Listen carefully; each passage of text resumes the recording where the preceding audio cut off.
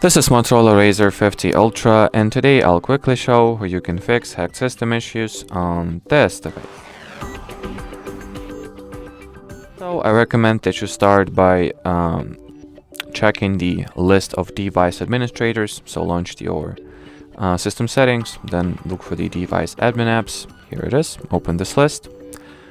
Now what I want you to do is to see if among the apps that have this permission active, if you see any app that you do not remember, well, providing with such permission.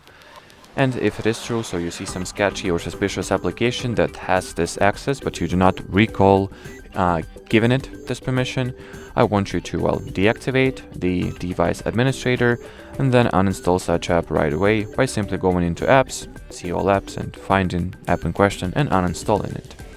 Then what you might also want to do is to enter the security and privacy category of settings, I would assume, or not.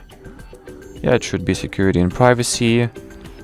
And go into the system and updates and check for updates, simply, since a lot of minor updates are actually designed to fix some security problems or security vulnerabilities. So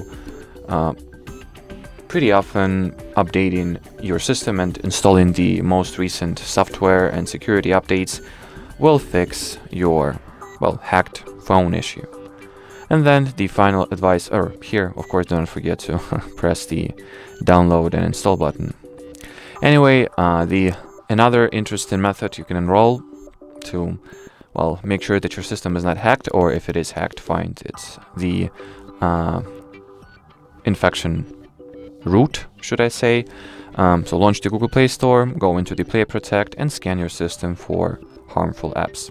And if it will find any, you will see it here, and your next course of action should be to uninstall those harmful apps right away.